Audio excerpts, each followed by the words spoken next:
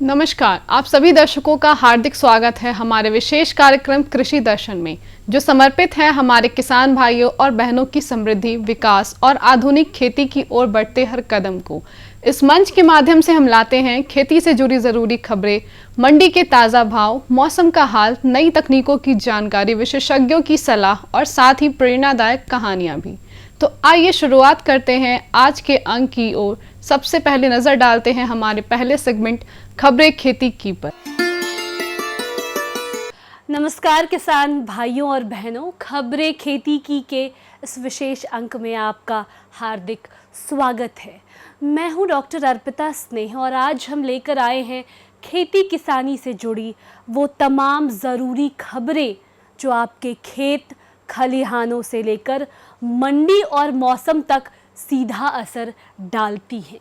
आज के इस अंक में हम जानेंगे खेत बचाओ अभियान के तहत किसानों को दी जा रही प्राकृतिक खेती की जानकारी, जीविका दीदी के कार्यों का अध्ययन करने पहुंचे बैंक अधिकारियों की टीम, मछली पालन में एरेटर मशीन की उपयोगिता, उजाला बैंगन की उन्नत किस्म, मिट्टी जांच का महत्व तथा युवा छात्र किसान की सफलता की कहानी। इसके साथ ही हम जानेंगे मंडी के भाव और मौसम का हाल। तो आइए शुरुआत करते हैं आज के अंक की और सबसे पहले नजर डालते हैं आज के मुख्य समाचारों पर। खेत बचाओ अभियान के तहत वैशाली में किसानों को प्राकृतिक खेती और मृदा संरक्षण की जानकारी दी गई। जीविका दीदियों के कार्यों का अध्ययन करने विभिन्न राज्यों से पहुंचे बैंक अधिकारियों का दल वैशाली। मछली पालन में एरेटर मशीन से उत्पादन बढ़ाने की सलाह। उजाला बैंगन की उन्नत किस्म किसानों के लिए लाभदायक साबित हो रही है।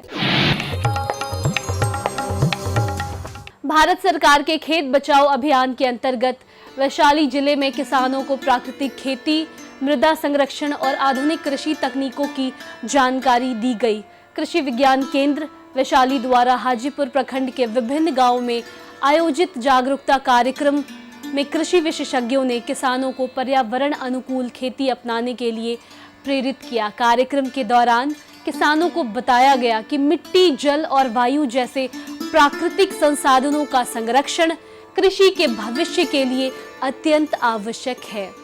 विशेषज्ञों ने जैविक एवं प्राकृतिक खेती, संतुलित उर्वरक उपयोग तथा मृदा स्वास्थ्य प्रबंधन के महत्व पर विस्तार से चर्चा की। किसानों को यह भी बताया गया कि स्वस्थ मिट्टी से उत्पादन बेहतर होता है और खेती की लागत कम की जा सकती है। वैशाली जिले में जीविका दीदियों द्वारा किए जा रहे कार्यों का अध्ययन करने के लिए देश के विभिन्न राज्यों से आए 38 बैंक अधिकारियों का दल गांव-गांव पहुंचा। अधिकारियों ने स्वयं सहायता समूहों से जुड़ी महिलाओं से मुलाकात कर उनके आजीविका के साधनों, वित्तीय गतिविधियों और कृषि कार्यों की जानकारी ली। इस दौरान दल ने लीची के बगीचों, कृषि क्षेत्रों और ग्रामीण उद्यमों का भ्रमण किया तथा देखा कि किस प्रकार जीविका दीदियां खेती, पशुपालन, लघु व्यवसाय और अन्य आर्यवर्धक गतिविधियों के माध्यम से अपने परिवार का भरण पोषण कर रही हैं। अधिकारियों ने यह भी जाना कि बैंकिंग सेवाओं, ऋण सुविधाओं और स्वयं सहायता समूहों के माध्यम से महिलाओं का आर्थिक सशक्तिकरण कैसे हो सकता है। इस अध्ययन भ्रमण का उद्देश्य बैंक अधिकारियों को ग्रामीण विकास, वित्तीय समावेशन और महिला सशक्तिकरण के सफल मॉडल से अवगत कराना है। मछली पालन में एरेटर मशीन एक अत्यंत उपयोगी उपकरण है। इसका उपयोग तालाब के पानी में ऑक्सीजन की मात्रा बढ़ाने के लिए किया जा सकता है। गर्मी के मौसम में या अधिक घनत्व में मछली पालन करने पर पानी में घुलित ऑक्सीजन की मात्रा कम हो जाती है, जिससे मछलियों की वृद्धि प्रभावित होती है और मृत्यु का खतरा बढ़ जाता है। एरेटर मशीन पानी को लगातार गतिशील रखकर उसमें वायु का मिश्रण करती है, जिससे पर्याप्त ऑक्सीजन उपलब्ध रहती है। इसके उपयोग से मछलियों की वृद्धि तेज होती है, रोगों का प्रकोप कम होता है और उत्पादन में वृद्धि होती है, जिससे किसानों को अधिक लाभ प्राप्त होता है। उजाला बैंगन एक उन्नत एवं अधिक उत्पादन देने वाली संकर किस्म है। इसके फल आकर्षक, चमकदार और समान आकार के होते हैं, जिन्हें बाजार में काफी पसंद किया जाता है। यह किस्म कई प्रमुख रोगों के प्रति सहनशील मानी जाती है और लंबे समय तक लगातार फल देती है। उचित प्रबंधन अपनाने पर किसान इससे 350 से 500 क्विंटल प्रति हेक्टेयर तक उत्पादन प्राप्त कर सकते हैं। फलों की गुणवत्ता बेहतर होने के कारण बाजार में अधिक दाम मिलते हैं, जिससे किसानों की आय में उल्लेखनीय वृद्धि होती है। मिट्टी जांच किसानों के लिए वैज्ञानिक खेती की एक महत्वपूर्ण तकनीक है। इसके माध्यम से खेत की मिट्टी में उपलब्ध नाइट्रोजन, फास्फोरस, पोटैश तथा अन्य सूक्ष्म पोषक तत्वों की सही जानकारी प्राप्त होती है। मिट्टी जांच से यह भी पता चलता है कि भूमि अम्लीय, क्षारीय या सामान्य प्रकृति की है। जांच रिपोर्ट के आधार पर किसान संतुलित मात्रा में उर्वरकों का उपयोग कर सकते हैं, जिससे उत्पादन लागत कम होती है और फसल की पैदावार बढ़ती है। साथ ही मिट्टी की उर्वरता लंबे समय तक बनी रहती है और पर्यावरण संरक्षण में भी सहायता मिलती है। वैशाली जिले के युवा छात्र किसान श्रीकांत ने यह साबित कर दिया कि पढ़ाई और स्वरोजगार को एक साथ सफलतापूर्वक आगे बढ़ाया जा सकता है। वे अपनी पढ़ाई जारी रखने के साथ साथ अपने दादाजी की खेती कार्य में सहयोग करते हैं। इसके अतिरिक्त उन्होंने लगभग 1.5 लाख रुपए की लागत से डेयरी व्यवसाय शुरू किया है। सुबह और शाम पढ़ाई से समय निकालकर वे गायों की देखभाल, चारा पानी की व्यवस्था तथा दुग्ध उत्पादन का कार्य स्वयं करते हैं। दूध बिक्री से होने वाली आय से उनकी पढ़ाई का खर्च निकल जाता है और परिवार पर आर्थिक बोझ भी कम होता है।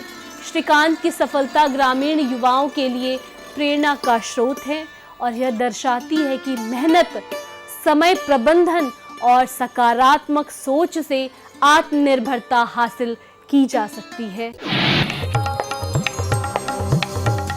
आइए अब हम चलते हैं पटना अनाज मंडी, जहां गेहूं और चावल के ताजा बाजार भाव कुछ इस प्रकार हैं।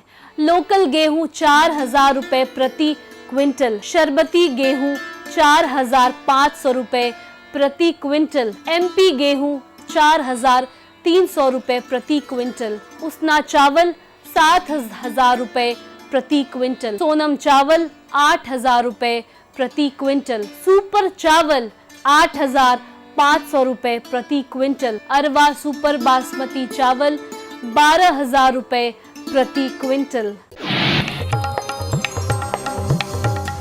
आज बिहार में मौसम सामान्यतः बादलों से घिरा रह सकता है। अधिकतम तापमान 32 से 35 डिग्री सेल्सियस तथा न्यूनतम तापमान 24 से 27 डिग्री सेल्सियस के बीच रहने की संभावना है। राज्य के कई जिलों में हल्की सी मध्यम वर्षा तथा कुछ स्थानों पर गरज के साथ बौछारें पड़ सकती हैं। हवा की गति 15 से 22 किलोमीटर प्रति घंटा रहने का अनुमान है। वातावरण में नमी अधिक रहने के कारण उमस महसूस हो सकती है। तो ये थी आज की प्रमुख खेतीबाड़ी से जुड़ी खबरें, मंडियों के ताज़ा भाव और मौसम का पूर्वानुमान। साथ ही हमने जानी कुछ नई तकनीकें और मशीनें जिनसे खेती और पशुपालन को और अधिक सशक्त और लाभकारी बनाया जा सकता है। और हाँ, हमें मिली एक किसान की प्रेरणादायक सफलता की कहानी भी, जिसने साबित किया कि परंपरागत खेती भी अगर सही तरीके से की जाए तो बेहतर मुनाफा और पहचान दोनों मिल सकते हैं। अब समय है हमारे अगले सेगमेंट का, जिसमें हम जुड़ेंगे एक और महत्वपूर्ण जानकारी के साथ। यह विषय न सिर्फ खेती किसानी से जुड़े लोगों के लिए महत्वपूर्ण है, बल्कि इससे जुड़ी बातें आने वाले समय में नए अवसरों के द्वार भी खोल सकती है। तो आइए विस्तार से समझते हैं इस विषय को हमारे विशेषज्ञ के माध्यम से। किसान भाइयों, कृषि दर्शन की ओर से नमस्कार। मैं हूं शांति भूषण। किसान भाइयों, हम अपने फ़र्ज की ओर लगातार मुखातिब रहते हैं।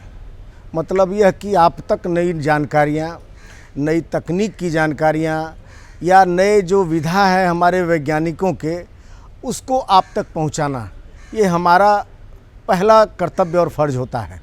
उसी कड़ी में आज हम एक फिर जानकारी के साथ हाजिर हैं।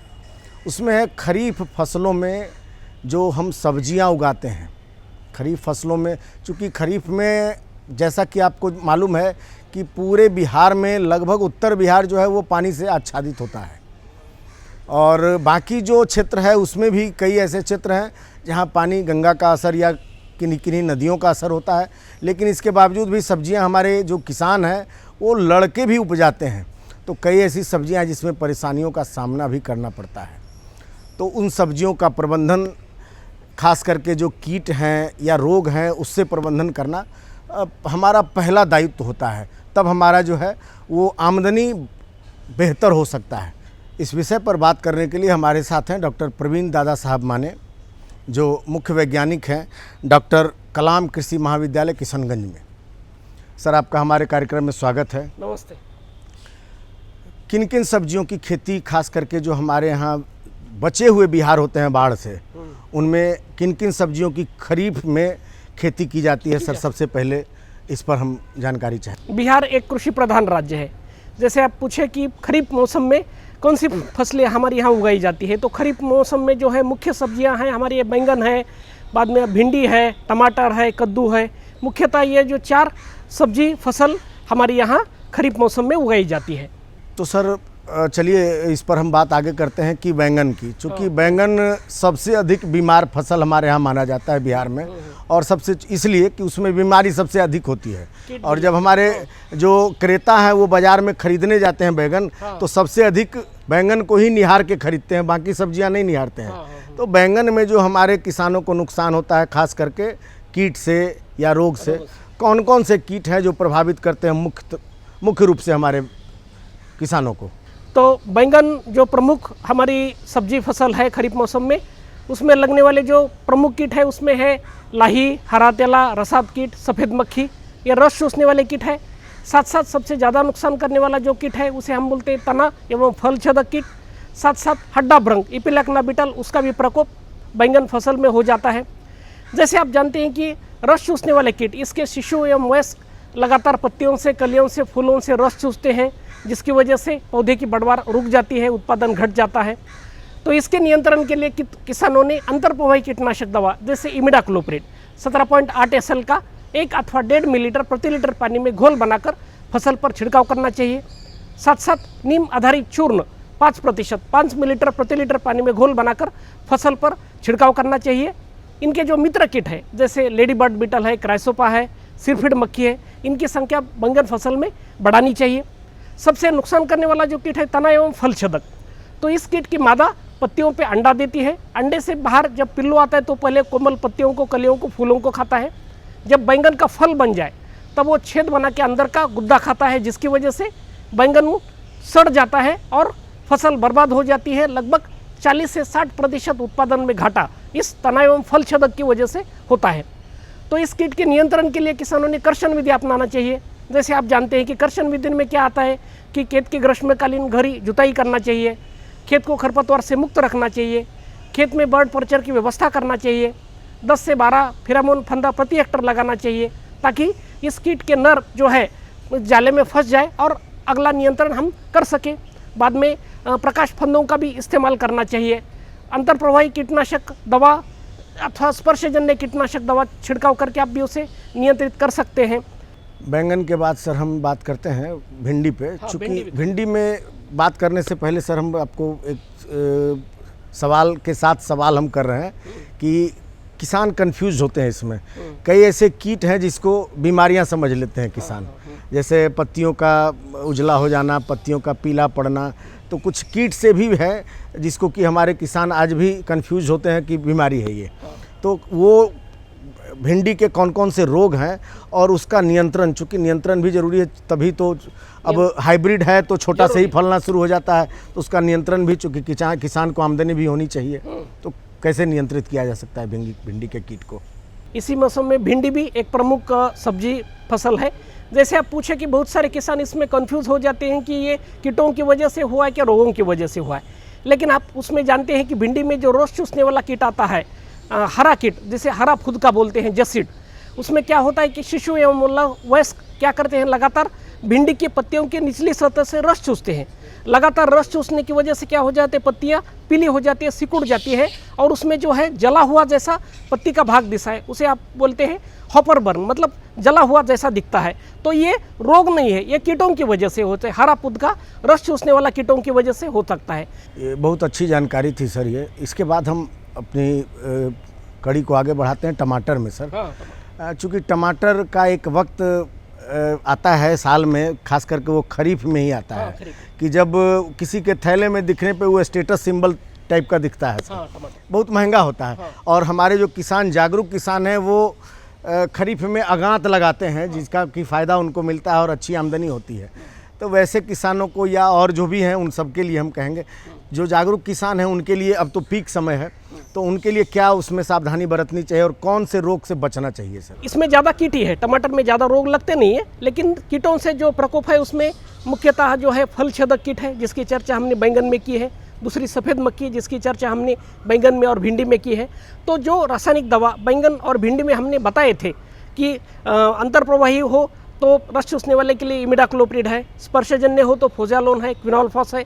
2 अथवा 2.5 मिलीलीटर प्रति लीटर पानी में घोल बनाकर फसल पर अगर छिड़काव करें तो ये टमाटर में लगने वाले जो फल छेदक कीट है, सफ़ेद मक्खी है, इनको हम अच्छी तरह से नियंत्रित कर सकते हैं। उनको कोई ज़्यादा रोग के लिए अलग सा दवा छिड़काव करने की कोई ज़रूरत नहीं है।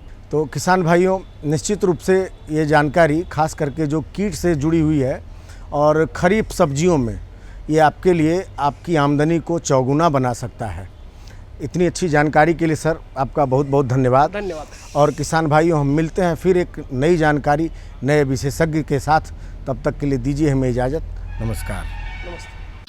विशेषज्ञ से मिली ये उपयोगी जानकारियाँ निश्चित रूप से आपके लिए लाभकारी सिद्ध होंगी। अब समय है एक छोटे से विराम का। आप कहीं जाइएगा मत, क्योंकि ब्रेक के बाद हम लौटेंगे और भी रोचक और उपयोगी जानकारी के साथ। बने रहिए हमारे साथ कृषि दर्शन में। हर जोखिम से निकल कर फसल आए, सुरक्षित हो जाए। फसल बीमा से हर किसान अब आत्मनिर्भर हो जाए। अब सूखा पड़े या बाढ़ आ जाए, कोई डर नहीं। अब ओले पड़े या कीट पतंगे फसल खा जाए, कोई फिक्र नहीं। अब कैसी भी आपदा हमारी फसल पे आ जाए, क्षति होने पर हमारे दावों का उचित भुगतान मिलता है, क्योंकि हमने लिया है प्रधानमंत्री फसल बीमा। बुआई से फसल कटाई तक हर जोखिम का दावा, न्यूनतम प्रीमियम पर अधिकतम भुगतान का वादा। योजना से हर साल जुड़ रहे हैं 5 करोड़ से ज्यादा किसान। अब आपकी है बारी। नजदीकी कृषि कार्यालय, सहकारी समिति, बैंक शाखा, अधिकृत बीमा कंपनी या जन सेवा केंद्र में स्वेच्छा से करा सकते हैं पंजीकरण। फसल बीमा पोर्टल या फसल बीमा ऐप द्वारा भी किया जा सकता है पंजीकरण। प्रधानमंत्री फसल बीमा योजना, आपकी फसलों का संपूर्ण सुरक्षा कवच। कृषि एवं किसान कल्याण मंत्रालय, भारत सरकार। ब्रेक के बाद एक बार फिर से स्वागत है आपका हमारे खास कार्यक्रम कृषि दर्शन में।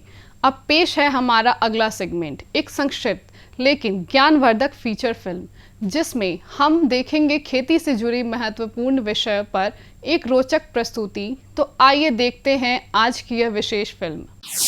किसानों के चेहरे पर खुशहाली, हर खेत को मिल रहा है पानी। ये है न्यू इंडिया की कहानी।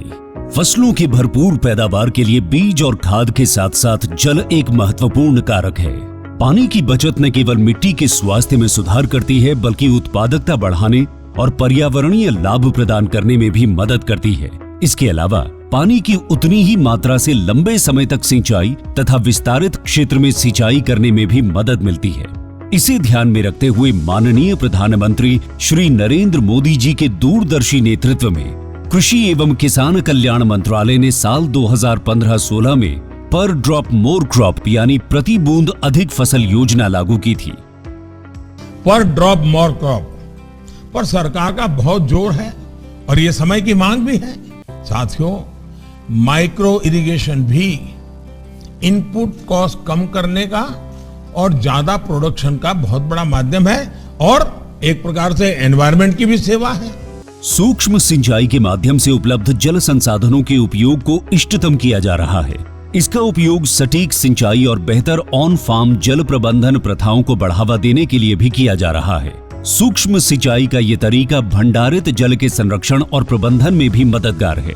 सूक्ष्म सिंचाई को 2 तरीकों से अपनाया जाता है। पहला, ड्रिप इरिगेशन। इस तकनीक में पानी को पौधों की जड़ों पर बूंद बूंद करके पहुंचाया जाता है। इस कार्य के लिए पाइप, नलियां तथा एमीटर का नेटवर्क लगाना पड़ता है। इसे टपक सिंचाई या बूंद बूंद सिंचाई भी कहते हैं। दूसरा तरीका है स्प्रिंकलर इरिगेशन। इस तकनीक में दबाव के तहत पानी का छिड़काव किया जाता है और बारिश के रूप में पाइपों के नेटवर्क से जुड़े नोजल सेट के माध्यम से पौधों पर बरसाया जाता है। योजना के मूल्यांकन से पता चला है कि माइक्रो इरिगेशन से जल उपयोग दक्षता में लगभग 30 से 70% तक सुधार हुआ है। विभिन्न फसलों की उत्पादकता में 9 से 60% तक की वृद्धि हुई है तथा गुणवत्ता भी बढ़ी है। किसानों की आय में 10 से 69% तक की बढ़ोतरी हुई है। पंपिंग में विद्युत ऊर्जा और डीजल की बचत हो रही है। साथ ही इससे ग्रामीण क्षेत्र में रोजगार के अवसर भी उत्पन्न होते हैं। पर ड्रॉप मोर क्रॉप यानी प्रति बूंद अधिक फसल के तहत ड्रिप और स्प्रिंकलर सिस्टम के लिए सरकार छोटे और सीमांत किसानों को 55% और अन्य किसानों के लिए 45% की सहायता प्रदान करती है। इसके अलावा कुछ राज्य सूक्ष्म सिंचाई को प्रोत्साहित करने के लिए किसानों को अतिरिक्त सब्सिडी भी प्रदान करती है। इसे लगाने के लिए एक लाभार्थी को अधिकतम 5 हेक्टेयर क्षेत्र में सूक्ष्म सिंचाई हेतु सहायता मिलती है। पिछले 9 वर्षों में प्रति बूंद अधिक फसल यानी PDMC योजना के माध्यम से सूक्ष्म सिंचाई के तहत लगभग 78 लाख हेक्टेयर क्षेत्र को कवर किया गया है, जो कि 81% से अधिक सूक्ष्म सिंचाई कवरेज है। इसके अलावा सूक्ष्म सिंचाई के कवरेज के विस्तार के लिए नाबार्ड के साथ मिलकर 5,000 करोड़ रुपए की सूक्ष्म सिंचाई कोष यानी MIF बनाया गया है एवं इस कोष को 10,000 करोड़ रुपए तक बढ़ाना प्रस्तावित है। पर ड्रॉप मोर क्रॉप योजना का लाभ पाने हेतु अपने नजदीकी कृषि एवं उद्यान विकास के कार्यालय से संपर्क करें। माननीय प्रधानमंत्री श्री नरेंद्र मोदी जी के मार्गदर्शन में देश का किसान अब आत्मनिर्भर होकर खुशहाली की ओर अग्रसर है। देश अब संकल्प से सिद्धि की ओर बढ़ चला है।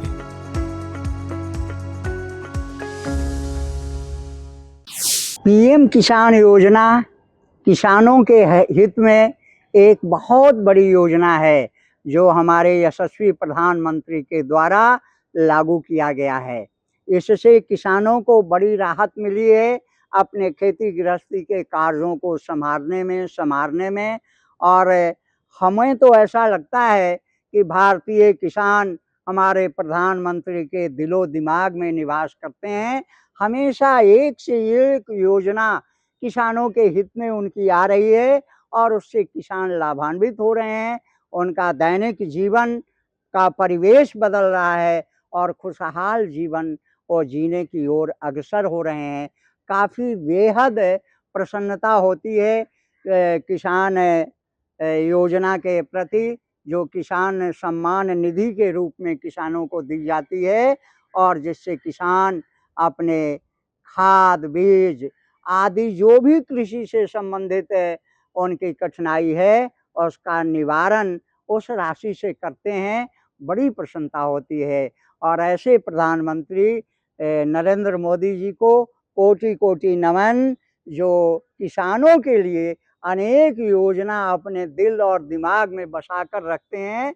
इन्हें कोटि कोटि नमन, कोटि कोटि धन्यवाद। तो दर्शकों, यही था कृषि दर्शन का आज का अंक, जहां हमने जानी खेती से जुड़ी अहम खबरें, मिले विशेषज्ञ की सलाह, देखी आधुनिक तकनीक और उपकरणों की जानकारी और सुनी एक प्रेरणादायक सफलता की कहानी। हमें पूर्ण विश्वास है कि यह कार्यक्रम आपके लिए उपयोगी और जानकारीपूर्ण रहा होगा। हम फिर हाजिर होंगे ऐसे ही और भी रोचक और ज्ञानवर्धक विषयों के साथ। तब तक आप स्वस्थ रहें, खुशहाल रहें और खेती के क्षेत्र में लगातार आगे बढ़ते रहें। नमस्कार। हमारा पता है कृषि दर्शन, कमरा नंबर 203 द्वारा केंद्र निदेशक दूरदर्शन केंद्र पटना, फ्रेजर रोड पटना। आप हमसे ईमेल के माध्यम से भी संपर्क कर सकते हैं। हमारा ईमेल है directorddkpatna@gmail.com या kddkpatna@gmail.com।